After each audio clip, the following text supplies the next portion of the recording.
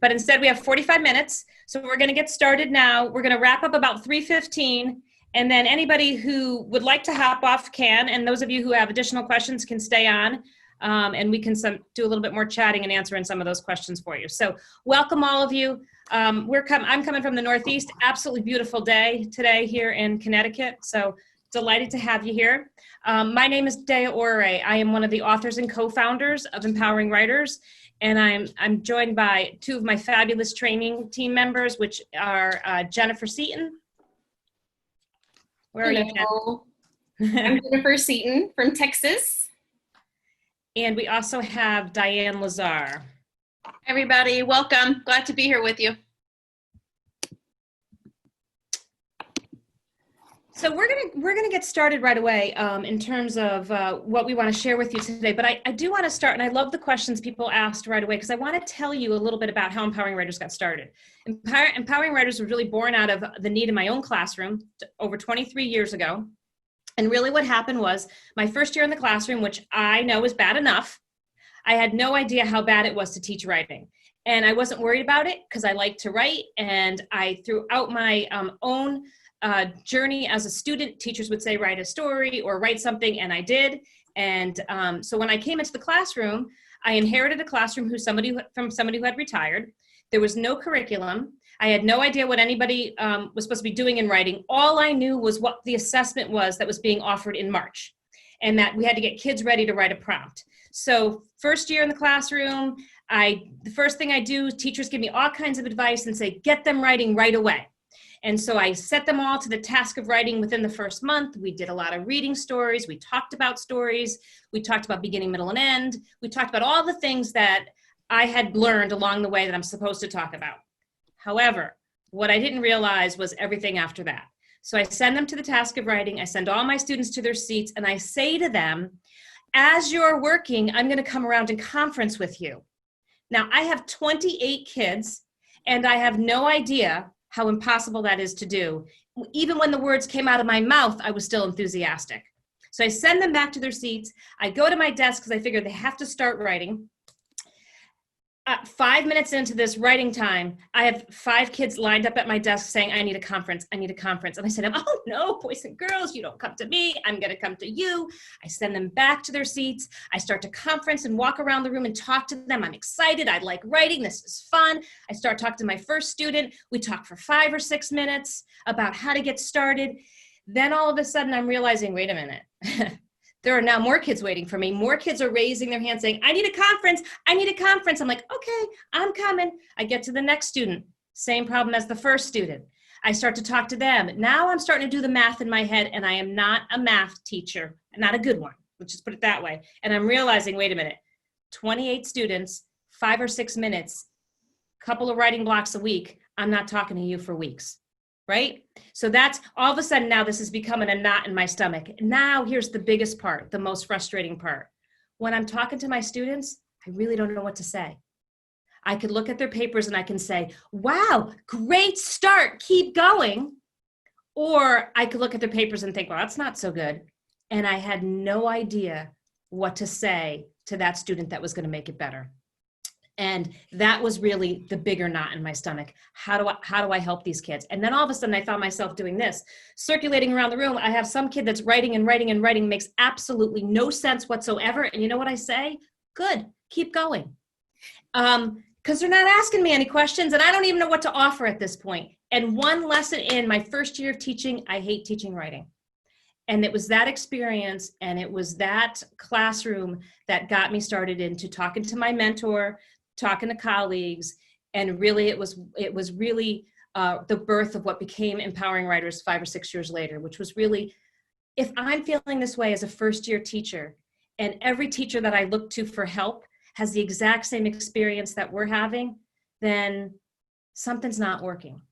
And that was really the starting point for what took many years in our own classrooms, lots of lessons, lots of trying, lots of playing with it, to come up with the system, an approach to teaching writing that empowered 2 people. One was the teacher, and the other is the student. And I will say this, I've spoken to thousands and thousands of teachers, and when I ask this question, I say to them, How many of you had to take a course in how to teach writing?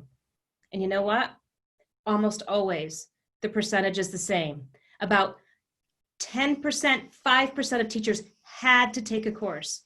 The rest of us, it was not required. And then we get into the classroom, and as we move through our information today, you're going to see that that reading-writing connection is inseparable. And if I am not building it every single step of the way, I'm missing a really key point. So, empowering writers, we have built writing instruction and reading instruction hand in hand. We are going to provide you, the teacher, with the necessary background so you know how to give feedback to your students. We're going to introduce you to our methodology. We're going to introduce you to one specific skill today because we only have you for 45 minutes. If I had you for the whole time, we'd be going through it all. Instructional strategies, we're going to talk about how we approach things and what does that instructional strategy look like. I'm always going to be informing your instruction because that's what's going to make the difference. And we're going to give you the confidence to teach writing. So with that, we're going to tell you what we're going to cover. We're going to discuss the importance of specific feedback based on instruction. That's going to be the difference in really being able to move the needle with our students.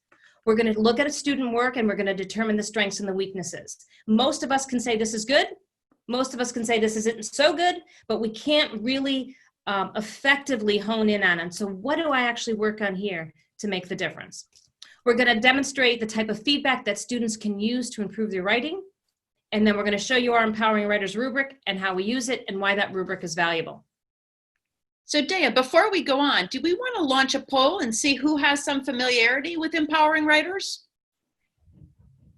Sure. Let's see.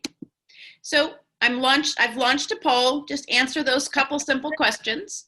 Have you used Empowering Writers resources before, or have you have you attended any of our PD sessions before? That's great. About 79% of you have used Empowering Writers resources. Really interesting, both print guides and hub guides. Excellent. Also, about 58% of you have attended some of our PD in various formats, including a short webinar or a full day in-person training.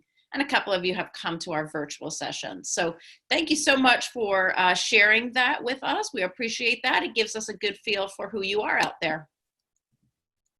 And then just to address the question in the chat box regarding the attendance, I've texted our IT person to see if they can unlock that. It looks like we're locked at 100. Okay, so we're going to talk about the rubric and the language. And here's something that I found really, this was an aha moment for me. This was actually feedback that my daughter received when she was in 7th grade. And so she brings this home. And she actually has to do some revision work on her homework that night. And she gives it to me and she shows me the feedback the teacher gave. So I want you to look at this. The task response. Ideas are developed but limited in depth and the essay is moderately fluent. There is random sequencing to ideas. Ideas lack a logical order. There's a little hint of Mia behind her words. She needs to write with a strong voice in order to convince the reader.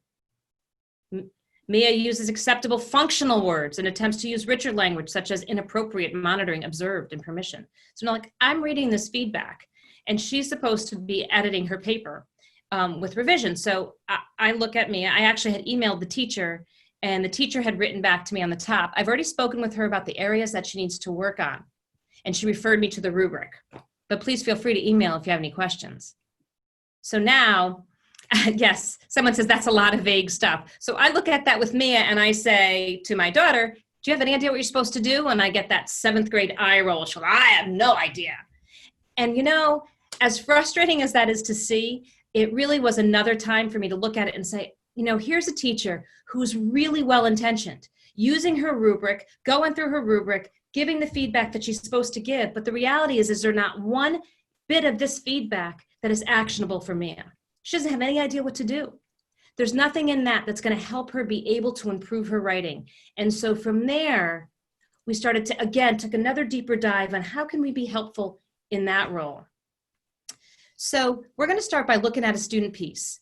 And Di, if you would just read that Kat's piece for us, and I want all of you, as she is reading it, I want you to think about it being your student and tell me what you would say.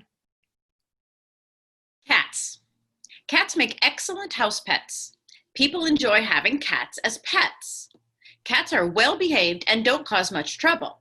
Cats are easy to care for. Let's see why cats are so fascinating. People enjoy having cats as pets. Many cats are loving. Cats are usually playful. Cats can be trained.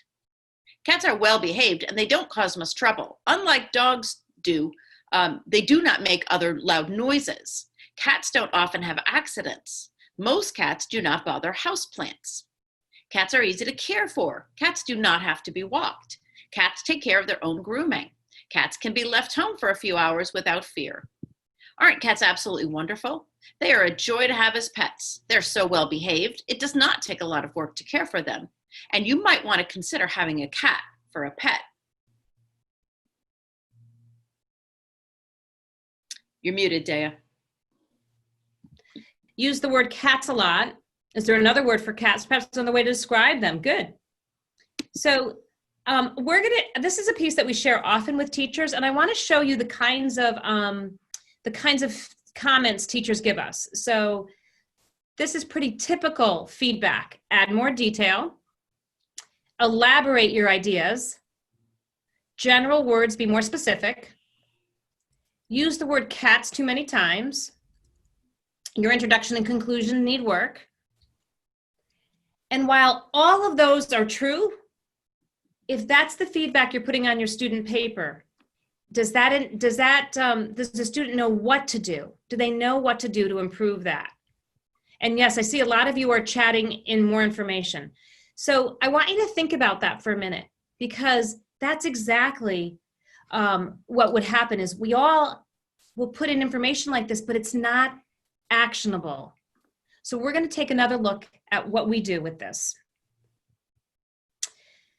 So a couple of things that's going to make the difference. And what we always talk about at Empowering Writers is common language and assured experiences. And that starts in kindergarten.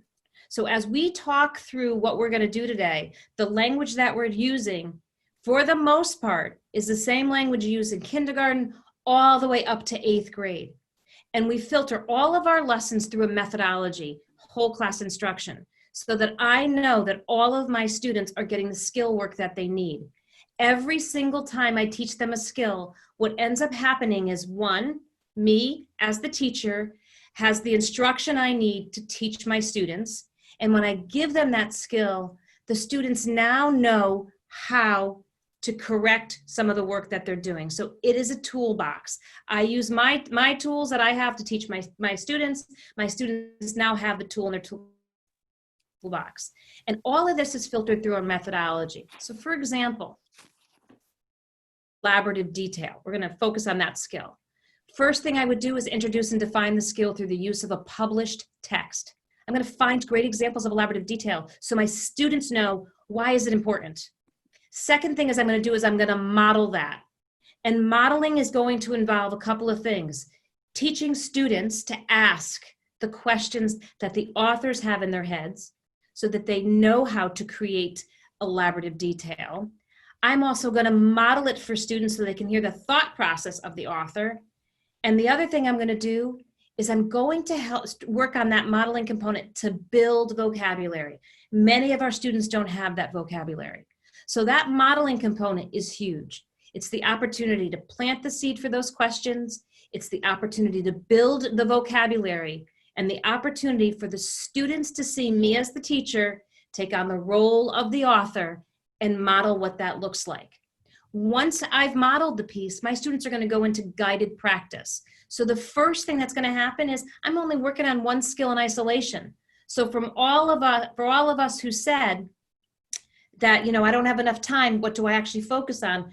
Initially, we're focusing on skills in isolation, and then we're going to pull it together, and we're going to pull it together sooner rather than later. But when we introduce the skills, they're always going to be independent. And then what's going to happen is I'm going to see that application take place. I want you to remember, we always say oral always precedes written. Awareness will always precede application. So for my kindergarten and first grade teachers, we're going to talk a lot about that oral stage, and that's true in every grade level, and always with skills. First thing is the awareness level, and then from there we move on. So Di, if you would just introduce them to our organizational frameworks and why those are so important. Sure. So when we look at the organizational frameworks, what's really important is this is the starting point for all instruction. If you go to any of our resources, what you see is that we always start with genre and organization. We introduce students to the genre. We introduce them to the graphic tools that they use in order to organize that genre. So on the left-hand side, you see our narrative writing diamond. I like to call it the narrative reading writing diamond because it really serves two purposes. First of all, it teaches students the way that a narrative story goes. It's basically the pattern of story. And you see there's a small entertaining beginning, a small extended ending. And the middle of the story is the broadest part. So as we're looking at what authors do, and we call it reading with author's eyes, we begin to pick out each one of these salient skills that the author has in fact done within that piece. So it's a reading tool for us. It helps us to read with author's eyes so that we can begin to pick out those parts. Then it's also a tool that we use to learn how to write. So these are each one of the skills that we are going to teach students discreetly, meaning go back to that methodology. We're going to teach them to look at this with author's eyes through literature. Then we're going to teach them how to actually produce this kind of a narrative using an entertaining beginning, some elaborative detail, a little suspense, that big main event, a solution, and finally the extended ending. So you'll see that each part of the diamond is a skill that we teach. And within that skill, there are several strategies that we use, including using productive questions. Now, because the organizational function of a piece of writing helps us to understand the genre, if we look over at that pillar, that's the organizational structure of informational writing. And it includes an introduction, several main ideas with supporting details, and a conclusion. The introduction and the conclusion are very broad. Those are the biggest parts of the pillar. And it's because the author can use the most general terms within the introduction and conclusion. As the bricks get smaller, we expect students to be more and more specific in their detail.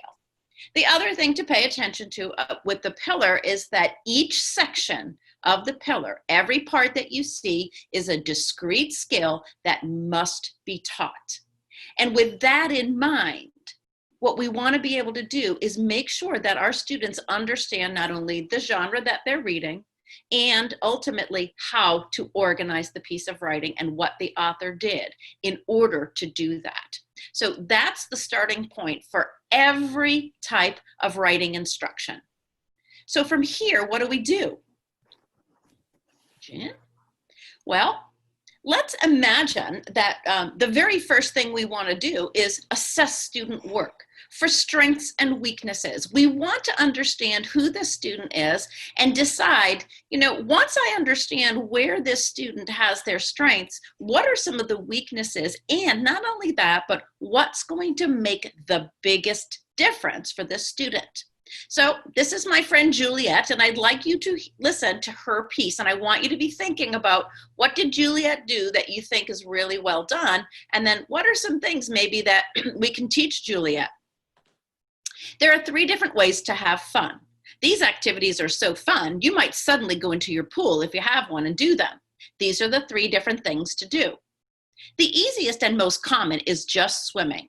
You can backstroke, which is quite relaxing on summer days. Just watching people swimming may make you jealous, and you'll want to go too. You can swim as fast as you can. Also, you can race. It's exciting and fast. You might start cheering, go, go, go. You can also be in the race too. You'd be swimming for the fun to test how fast you can go. Before you race, you'll have to practice, which will keep you fit, which is great. Now, the most fun, I think, is the game Marco Polo. It's challenging for the tagger or the other people. The tagger won't get you easily. If you're cornered, then you might get tagged. So why don't you try them out? I'm sure you'll have some great fun. So now, Juliet, one of the very first things that I always like to be able to do is I want to pull out what we call the summarizing framework. What was Juliet's pre-writing plan? Because that's going to give me a little hint as to where I want to go with Juliet. And here's what I see.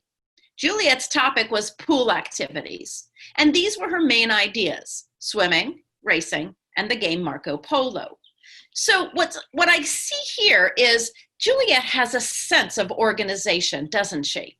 You can see that there is some attempt at an introduction, a conclusion, and some main ideas. And those main ideas are fairly well distinct from one another. Swimming and racing might overlap a little bit, but what I really want to be able to do is determine, where does Juliet lie in terms of a rubric?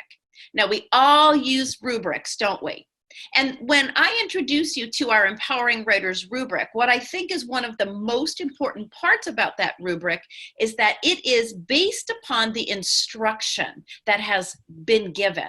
And so my students and I are on the same page. We all are speaking the same language. So when I look at the rubric and I begin to score Juliet's piece holistically, meaning I'm going to look at it as a whole, I want to find out exactly where Juliet needs to do some more work.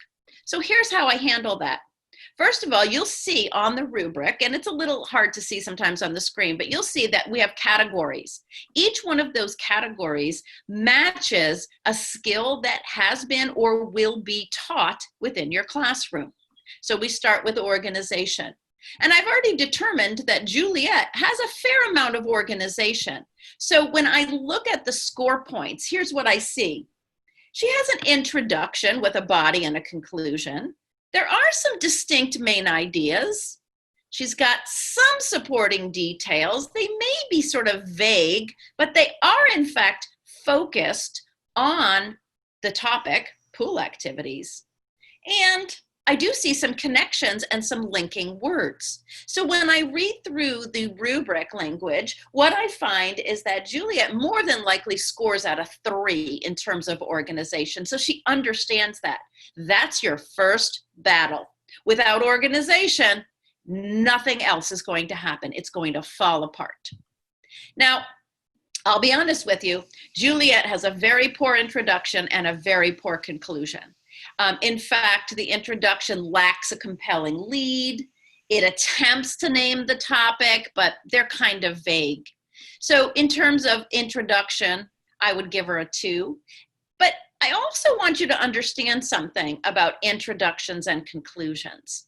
In terms of a scope and sequence, those are the last 2 skills that I teach in my classroom, because once I teach students how to create the body of the piece, those little bookends, remember that pillar, right? The bookends, those are really easy to teach. So although she scored a 2 there, I'm okay with that. I'm going to let that lie for right now.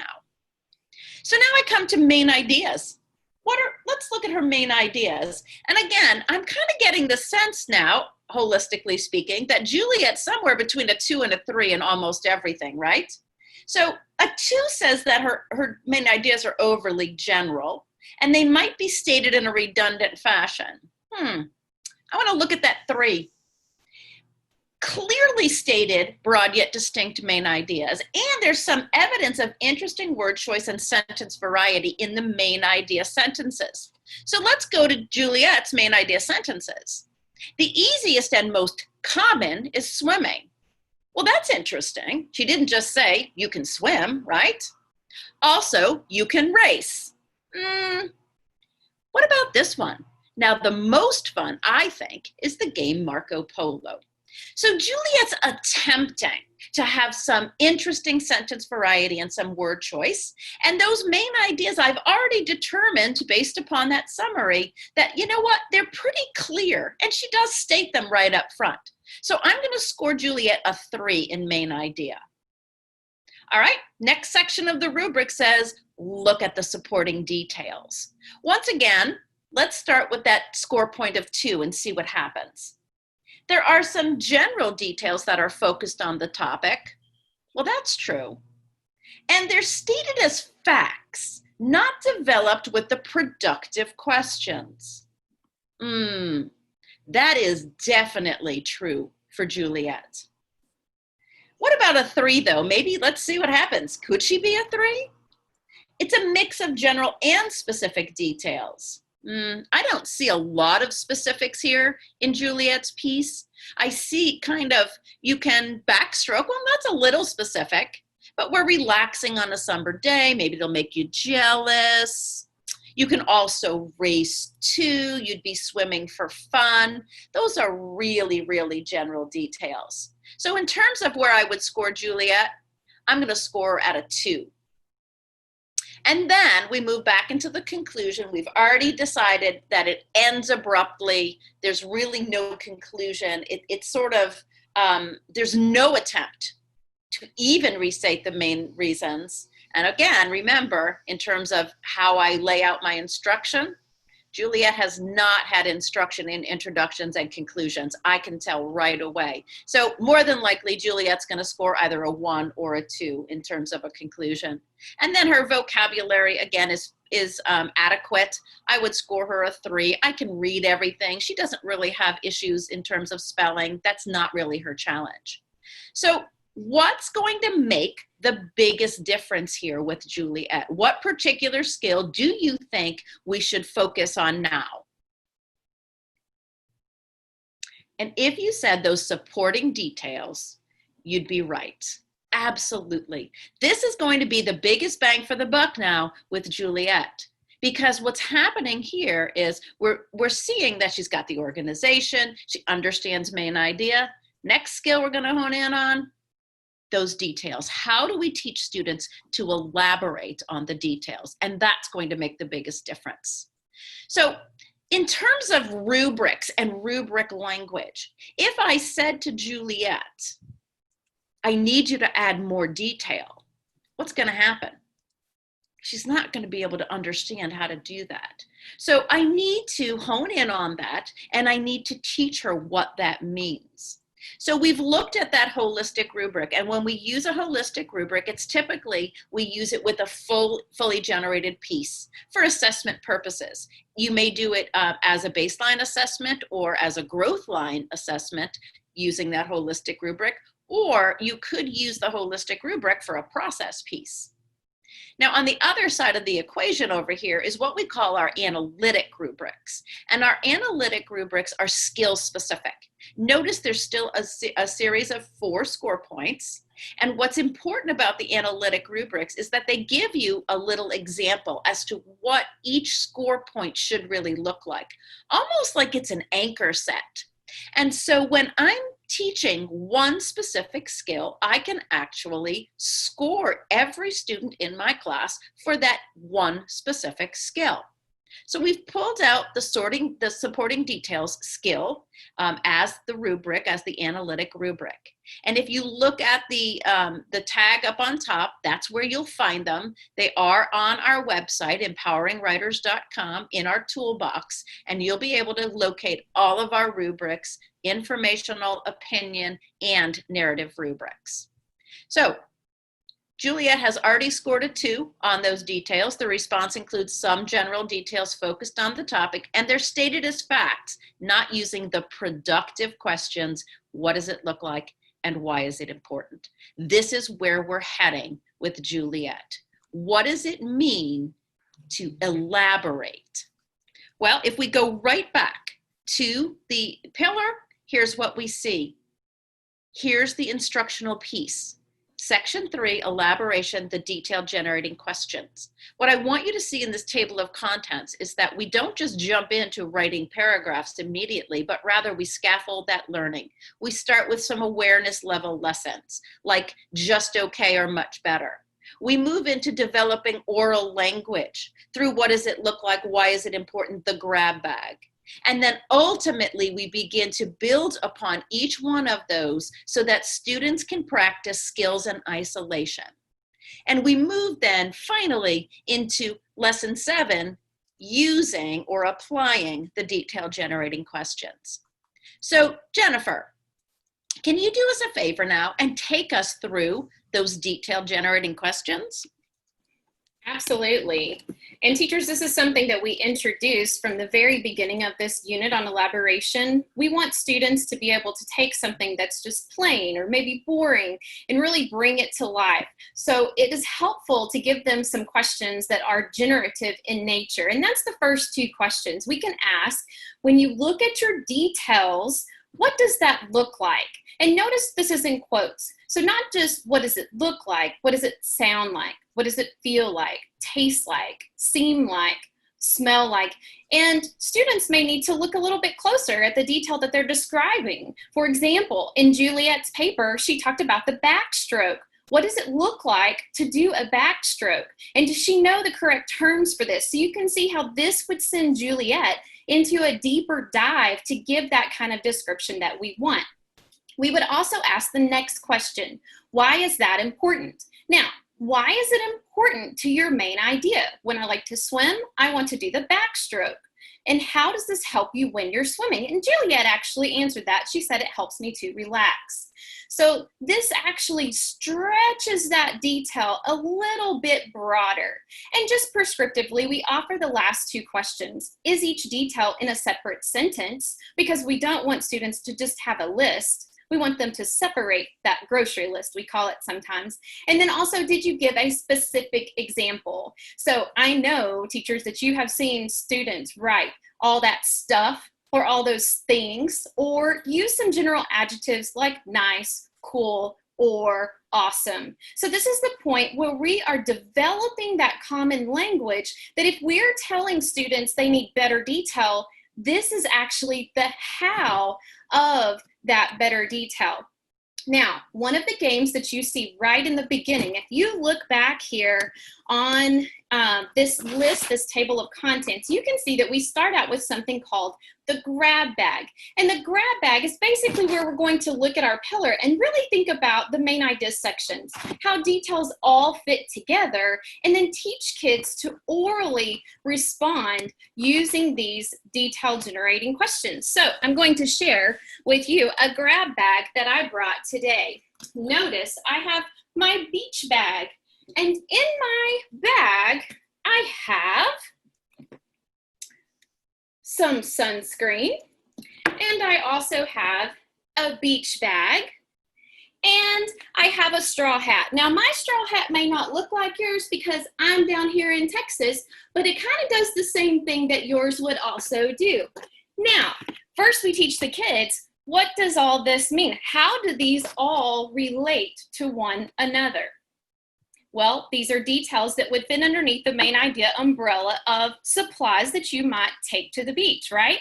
Now, I want to simply show you how we would begin that oral practice with kids. Students would state just the facts. I have some sunscreen. Then we would ask them that first detail generating question that you see there. I have some spray sunscreen that is 50 SPF and water resistant. Now listen to that detail. Now, why is it important that you have sunscreen? I have spray sunscreen that is SPF 50 and is water resistant that keeps me from getting a sunburn when I've been outside at the beach for a long time. Notice that expansion and what happens there. So, well, that's interesting. That is interesting. Okay. So I want to take you into how this lesson progresses. So as we work down through the different lessons, notice we started with kids' oral ability to be able to use some of that descriptive language. How did we drive that? With those detail generating questions. What does it look like? Why is it important? And why do I keep emphasizing that? Because that's the exact language of feedback that's going to prompt kids that when we see them not using detail, instead of just saying, give me more, we use those productive questions, and it reminds them, because we've over and over again applied those to different items within our classroom. So just to take a little glance at a lesson, you notice that this is a lesson plan for elaboration. This is actually the lesson where we apply the detail generating questions in writing. So we've gone past that, we've bridged to the written stage of this. And students will recognize weaknesses in writing and be able to determine that they need to use those detail generating questions. Now, a couple of features that I want to introduce that are in our digital guides, the hub, we have, you see down there at the bottom, an animated video. This would be one way that I could introduce this concept to kids on how we revise details. You also see that I have a skill power. This is direct to student content, just like the animated video is, where it's basically a PowerPoint that helps you walk through how to introduce the use of these questions. Now, what I love even more is that before you even come across this with kids, you can support your own learning by having a modeled lesson. This lesson takes place in the classroom, allows us to see the setup for a lesson, maybe the questions that the teacher asks, how the students respond, what the teacher charts, and then how she moves from the model into the guided practice. And that's the neat thing. You're going to see the language developed during the model, the language applied during the guided practice, and students sharing that common language during that guided practice as well. So this is just an example of one of those lessons. So when we look at how students might apply this in writing, I want you to see here on the next slide that this would be an example of a straw hat. So we would start maybe with one item I always bring to the beach is a hat. I can tell there's not enough there. See that identification that this maybe is a weakness? I can't picture the hat. I need that visualization. So we can go back to the detail generating question. What does it look like? And here's that description. My hat is large and has a wide brim. But we can always take it further. So why is that hat important when you go to the beach? And the student might write this. My hat will keep the sun out of my eyes and help keep me cool on a hot day. Now notice, from the beginning to the ending sentence, what we had. First, we had one item I always bring to the beach is a hat. I can guarantee you what the second sentence says. I also need to bring some sunscreen. I should also bring a towel. And maybe I need to bring, but no, instead, we stop, we look, and we separate that grocery list, and the sentence ends up like what you see at the bottom of the screen. A large, wide-brimmed straw hat will keep the sun out of my eyes and help keep me cool on a hot day. Now, students are fulfilling their purpose of informing an audience of others. So I want you to go back to Juliet, okay? I want you to think about Juliet's beginning piece on swimming, her pool activities, and what all she encountered as she did that. She didn't really have specific details. We can pick out a few here and there, but notice that after we've gone through and now Juliet has been able to look at what it really takes to be able to expand. She has the productive or the detail generating questions. What does it look like and why is it important? This kind of actionable feedback for Juliet has made a huge difference. Notice that if Juliet had given us a list, then we could give the feedback that you see on the top post-it note here.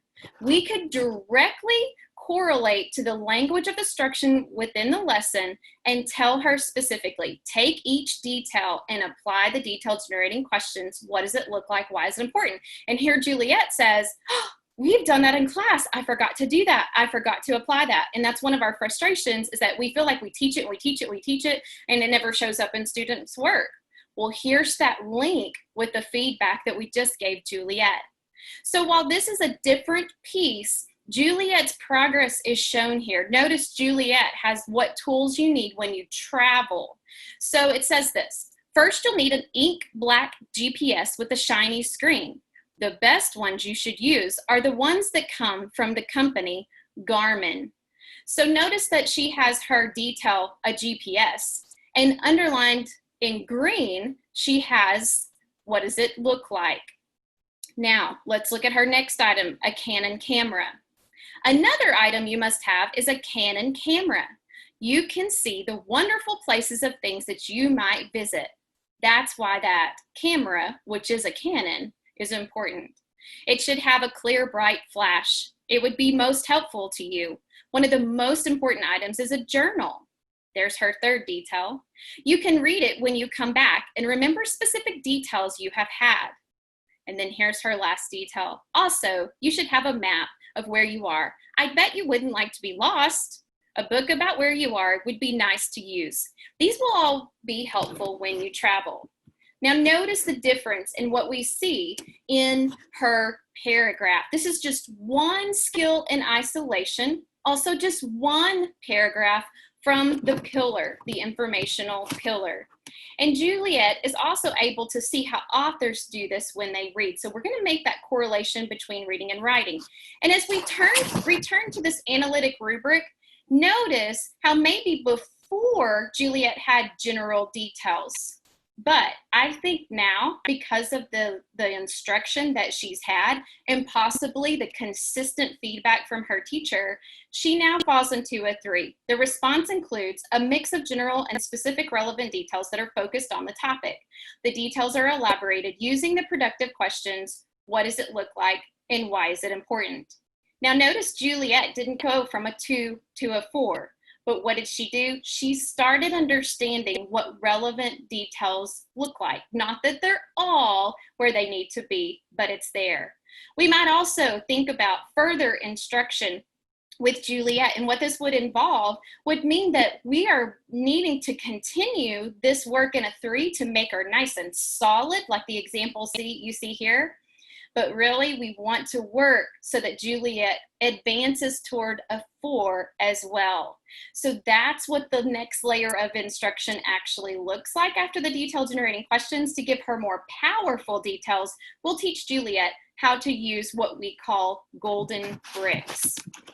So I want you to think about this, teachers. When you think about how powerful it was that we identified a weakness, we looked to see how we would focus in on that one weakness. And I know there were several of you that commented earlier that there's so much I could tell them. How do I not overwhelm them?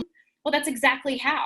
We pick something that moves them forward easily. We focus in on it, narrow that focus, address the skill, develop the common language, the productive questions, the techniques that the students need to have, and then give them plenty of opportunities to apply that in isolation before expanding it to a full essay. So feedback based on instruction is what we mean when we say actionable feedback. So this is developed all through our resources. When you look at the skill that we just developed, that's just one of many that we offer within our resources. And so we want to continue this. We want our feedback to be this effective throughout all of our skills. And today we focused on that informational pillar, but we start this in kinder and move into first grade, getting kids ready to write, exposing them to what we have as a simplified pillar and a simplified narrative writing diamond. And then we expand that in 2nd through 8th grade in both the narrative and the informational genres. And these are the covers that you would see both if you had a print guide and if you had a hub guide, which is our digital component that actually gives you a few more pieces like you saw in that sample lesson with the animated lesson, the modeled lesson, and then the skill power to help drive you to the specifics of that instruction. And I know for me, it's very nice to have that because I know I'm on point with the language that I need to provide for kids. So really, you might be coming as an individual teacher. You want that common language throughout your classroom. If you're coming as a team, you want that common language to be spread across your team. It's so helpful when you're working together and you're able to share and score those papers together because you know exactly how to move the needle with students. And so there's that common language. These are those assured experiences from grade level to grade level that we want to be sure that we definitely have. So teachers, I know we're running close on time, and I want to give you an opportunity to know that if this is something that I hope that you have found today very meaningful and helpful in terms of applying feedback, but this is just the tip of the iceberg. So we did want to give you an invitation to join us. We have other virtual writing workshops coming up for both informational and narrative. We will continue to host weekly webinars on hot topics. So if today was interesting and you say, ooh, I wonder what they have to say about something else, be sure and put that in the chat box so that that's something that we can plan on addressing as we come up. So I'm going to turn this back over to Dea if you have anything else to add, or we'll also be around to answer any questions you might still have.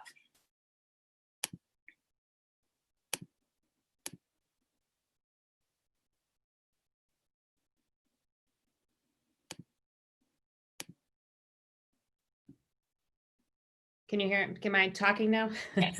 The host muted me. So the one thing that I want to just point out, because I saw the question come through, is the question about the formulaic.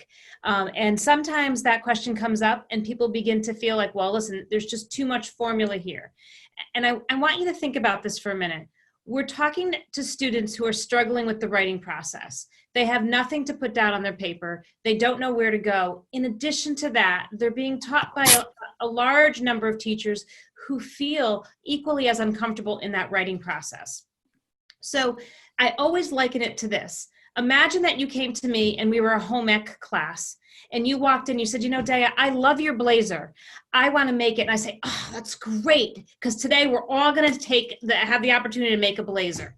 And I set you all to your seats. And I said, don't worry. I'm going to give you a machine. I'm going to give you a thread. I'm going to give you some fabric and you're going to just get started. And as you're working, I'm going to come around and conference with you. Now imagine what that would look like.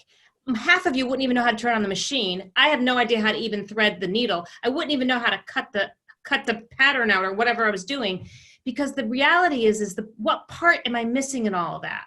Is that I didn't give anybody, quote, a pattern. I didn't start out with a series of mini lessons. So had you all come in and said, I love your blazer, and I said, great, we're going to make it. But before we get started, I got to teach you a couple things. I got to show you how to use that machine. I need to show you how to read a pattern and lay it all out and then cut that pattern and how we're going to put it all together. I will promise you this, at the end of that instruction, many of us are going to have a blazer that looks very similar because we did it together. I taught you skill by skill, you copied the pattern, and now you have it. Next time you come in, probably going to look similar again. And then you know what's going to start to happen. You're going to say, you know what, Dea, I really don't want 3 buttons. I want a zipper. And I'm going to say, great, because you have all the foundational skills that you need to do that. And you could do a 3/4 sleeve. You can do a long sleeve. The bottom line, this isn't about it being the end all. This is about giving students a starting place so that they build the confidence for both of us, for us as teachers to be able to move the needle with students, and then for our students to feel empowered to take some risks. It's never going to happen if you say to them, just write. They're never going to be able to do it. Just writing is not an objective, and they're not going to improve that way. Then once they get into it, guess what? Then you can go in any direction you want. You can challenge kids to look for their own sentence starters. Find another way to say that. Learn word reference. How else can I build on this? Oh my goodness, I love how the author ended the story. Can I do that too? Absolutely. And that's why this is all the starting point. That's why it's so important when we're talking to students, we look at what authors do, we look at the reading-writing connection, we talk about what we like, and that's the direction that we're going to grow in. But the reality is in order to be able to move the needle, we've got to be speaking the same language. Common language, assured experiences, direct instruction. Every single time I teach a skill to my kids, now I have something I can conference with them about. I can give them those productive questions because they know how to do it. Any other, somebody asked the question about journal writing. Any thoughts on journal writing? Any of my colleagues want to jump in on that, or you want me to keep going?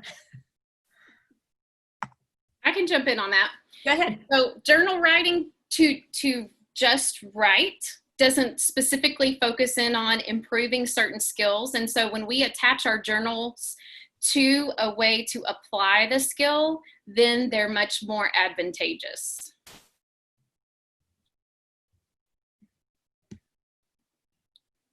So I know somebody else asked the question, are we going to be repeating this webinar? So our apologies, we will absolutely offer it again.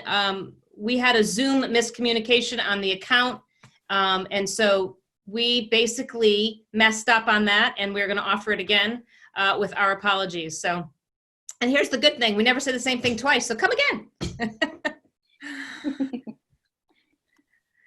Any other questions?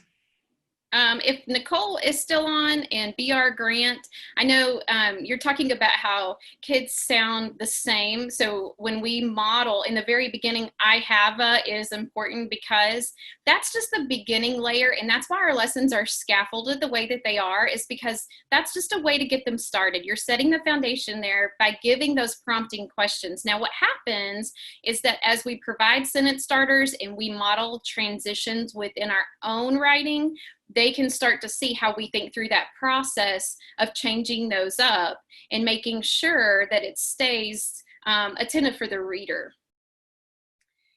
And I want to hop on that for a second, Jen, because Nicole and I were kind of going back and forth. Mm-hmm. And part of it is that they're brand new to empowering writers. So their students are just learning how this organizational strategy works. They're just starting to use sentence starters. And when that happens, I say this, trust the process. Let them imitate you for a time, because eventually they're going to want to grow from there. Just like Daya's example of that jacket that they were making in sewing class. No one's going to want to make the same thing over and over again. So trust the process a little bit, and I think you'll start to see some growth over time. There was one other question. There was somebody who commented on, would you give the rubric to your students to grade themselves? And you know what, that made me think of something else. One of the things that we do when we create those rubrics is we really talk with teachers about using the rubric to grade student work. So we actually bring teachers together, because one of the issues that occurs is that there's no calibration. Teachers are all over the place on what it looks like. So what we like to do is actually use that rubric as an opportunity for teachers first to look at student work and to start to say, well, what would you give this? And when we do a scoring a little workshop that we do on scoring. And when we look at student work, one of the things we look for is a greater than 2 difference. So if you gave it a 2 in details and I gave it a 4 in details, that's too broad. We need to come back together and discuss that. So I don't have a problem with the kids looking at the rubric and thinking about what they need to do. And the value of our rubrics are all built with our language. So students can certainly look at it and know what it's talking about. It's not like Mia, that you're mostly fluent or somewhat fluent, or she can really look at that rubric and it can mean something to her. Yeah, we agree that modeling is huge. And the sentence starters always comes up. Teachers will say to us, when do I stop giving them the sentence starters? Well, do they need them? Then don't stop. If they don't have them yet, give it to them. And we're so afraid. I remember walking into a class once, and actually it was one of my kids' classes, and the teacher used to do, it was a first grade class, and the teacher used to do the news of the day. And it was always the same thing. And I know that in first grade, you want the kids to see the predictable language come up, and you want to see that to happen. But prior to the news of the day happening, when my son wrote his own reflections, it always sounded differently. And then by the end of the news of the day, what ended up happening was he said the same thing. Today is Monday. It is cloudy. It is this. It is that. So why can't they copy different language? Why does it always have to be it was? Why can't we just give them sentence starters from the beginning? The reality is they don't have that language, so we want to give it to them. So Stephanie, the hub is available. If you don't have access to our hub yet, go onto our website, www.empoweringwriters.com, and you'll see a link for the free trial. That free trial is available between now and the end of the month. And so you're welcome to go in and check out our hub there.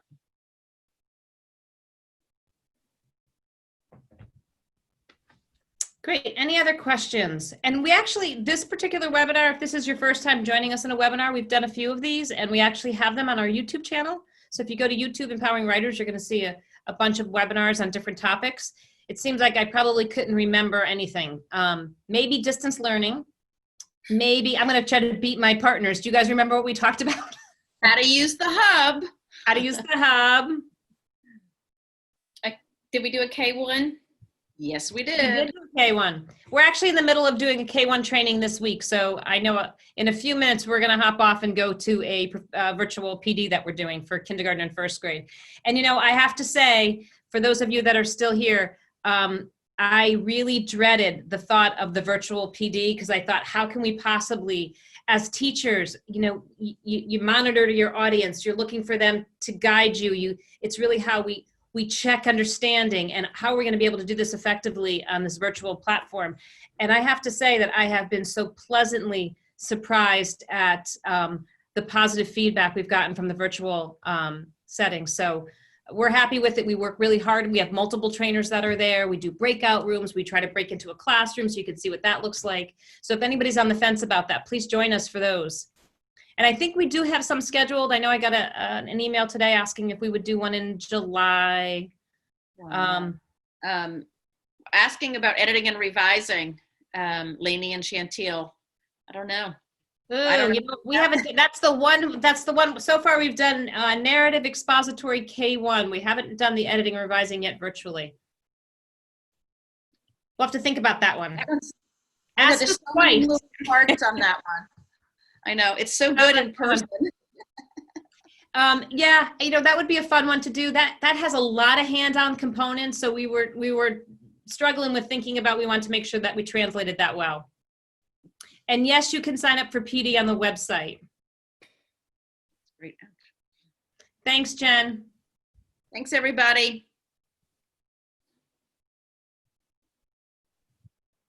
Yeah, we'd love to have you on our webinars. And the next time we invite you, we'll make sure there's room for you and your friends.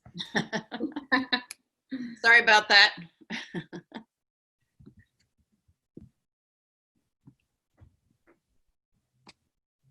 We're building suspense. Yeah. Building the suspense. That's funny.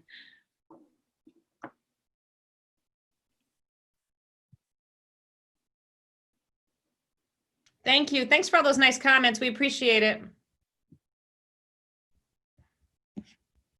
And don't forget to check out our Facebook group, which is I Love to Write and Read All Day. Lots of good stuff printed there. We also have lessons of the month that you can access that are good ones and fun to do. Oh, I'm sorry to see, Cook, that you finally got in. I'm glad you heard some of it. We also recorded it, and Art is shaking his head that because somehow he had the wrong Zoom account, we have to do it over. So, No, wait. So we'll be doing it over. If anyone wants to know why, at June 1st, the count rolled back to 100. Oh, okay. So we didn't realize we were only testing it out for 500 the last couple months. Now we know. Yeah, I want to know whose department that is, Art Driller. And the Facebook name is Love to Write and Read All Day. But Art is recording it, so. Yeah, he is, and we'll have it. It does take us a little bit of time, but Art, can you get this up by tomorrow for them, for everyone? Yeah, we'll get it up. It should be ready. I should get an email from Zoom in about half hour. It'll take probably a couple hours to process it from there, and we'll send it out tonight. Or first Yes, thing tomorrow. thank you. Thank you for who's ever being sympathetic to us. Distance learning bumps. You got it. I will say this, we are always with a very forgiving audience. I did a breakout room yesterday and didn't know how to get back to the group. Hopefully you got that down now. I think I did. I think I'm ready. Even though I tried to convince Jen we didn't need to do it again. We're gonna give you another shot. I know. The stress of it all.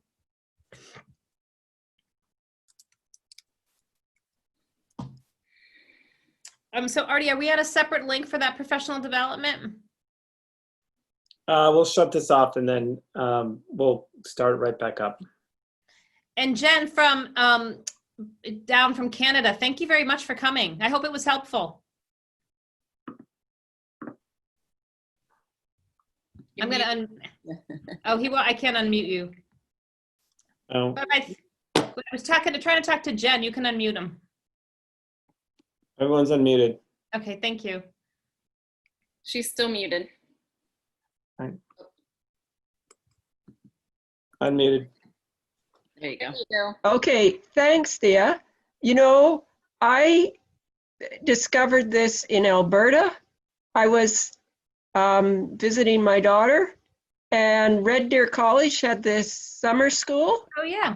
Oh yeah. Really good. And I'm crazy about helping kids learn to read. So and I had to wait all day to see my family. So I said, can you pick me up at the college? And I just walked in and they welcomed me with open arms. And like one of your really good writing trainers was doing the writing part of it. Carla. So I went there for 2 days and saw what they were doing. And I just, because I'm not good with words. And I so appreciate that you put this stuff in there, but I'm still not good at making it plain to the children. So, this was very helpful today. Thank you. Good. You're Good. welcome. Thank you. If you have an opportunity to get into our hub, there are several modeled lessons that you can access where you can see. Yes, I've explored a little bit, and I'm exploring some of the Canadian resources. I actually have been using the ones, Dia, that you and Barbara Mariconda wrote and were published by Scholastic. Scholastic, yeah. Yeah. Because I thought, well, I don't, I work at a tiny little school and I can't afford all this and stuff. So I've started with that. So Good. thanks. That's good. Well, if you have any questions and we can help along that way, we are here for you. So feel I free to reach appreciate out. that. Yeah, great having you Thank today. you. Thanks for coming.